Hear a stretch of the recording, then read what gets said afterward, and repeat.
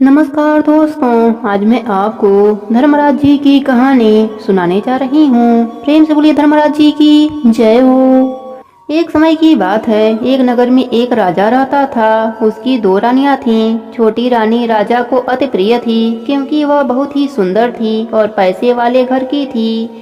बड़ी रानी इतनी सुंदर नहीं थी और साधारण राशि परिवार से थी।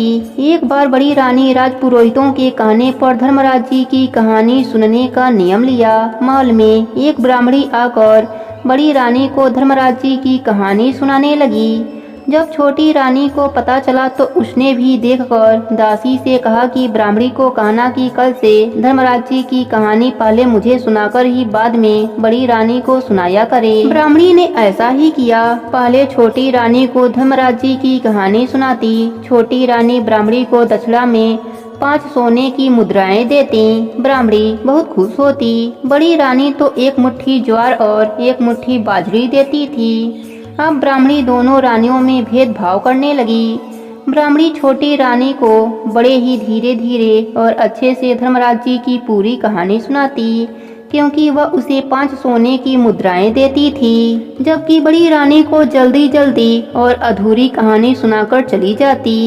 जब एक दिन बड़ी रानी ने ब्राह्मणी से कहा, हे देवी, आप आराम आराम से धर्मराज जी की कहानी सुनाया करो और पूरी कहानी सुनाया करो। इस बात से ब्राह्मणी बड़ी रानी पर क्रोधित होते हुए बोली कि मुझे घर पर बहुत काम होते हैं, आप मुझे दक्षिणा भी अच्छी नहीं देती हैं। और दूसरे तरफ छोटी रानी रोज कहानी सुनने के बाद 5 सोने की मुद्राएं दक्षिणा में देती हैं। बड़ी रानी ने कहा, हे देवी, मैं आपको उद्यापन में अच्छी दक्षिणा दूंगी। दोनों रानियों ने साल भर में उद्यापन किया।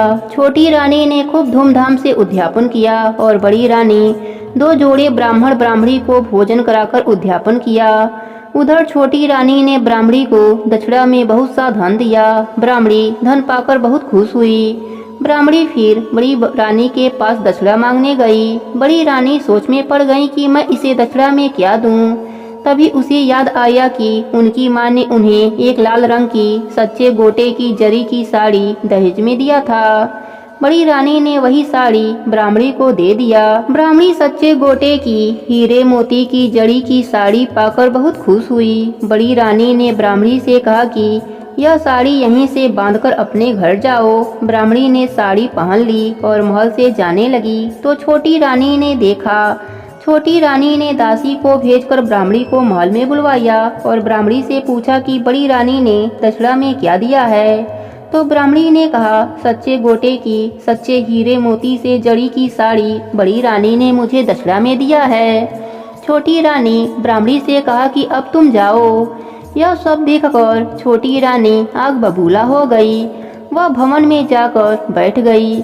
जब शाम को राजा राजमहल में आए तो वह गुस्से का कारण पूछा तो उनसे कहा कि बड़ी रानी ने ब्राह्मणी को धर्मराज जी के उद्यापन में एक कीमती साड़ी दे दिया है, मुझे वही साड़ी चाहिए। राजा ने कहा कि हे रानी, वह साड़ी तो उनके मायके वालों ने उन्हें दिया था। छोटी रानी ने जिद पकड़ ली।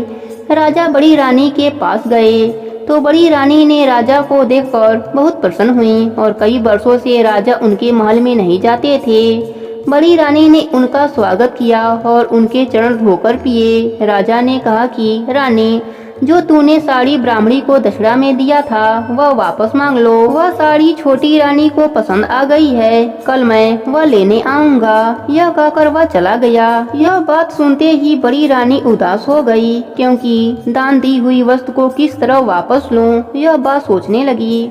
वह धर्मराज जी का स्मरण करने लगी। स्मरण करते करते रात हो गई। रात के सपने में धर्मराज जी आए और रानी से उदासी का कारण पूछा तो रानी ने सारी बात बताई। धर्मराज जी ने कहा, पुत्री, तुम उदास मत हो। तुम्हारे तुलसी क्यारे में कई तरह की साड़ियाँ लटकी हुई सुबह मिलेंगी। तुम उनमें से एक साड़ी उन्हें दे देना। जब सुबह रानी उठी तो उसने तुलसी क्यारे को देखा तो वहाँ बहुत सी साड़ियाँ लटक रही थीं। सच्चे गोटे हीरे मोती से जड़ी की साड़ियाँ लटक रही थी। यह सब देखकर बड़ी रानी ने धर्मराज जी को प्रणाम किया। राजा व उनके मंत्री और छोटी रानी बड़ी रानी के महल में आए। आते ही बड़ी रानी से पूछा कि तुमने जो ब्राह्मणी को दक्षिणा में साड़ी दी थी वह मंगवा ली हो।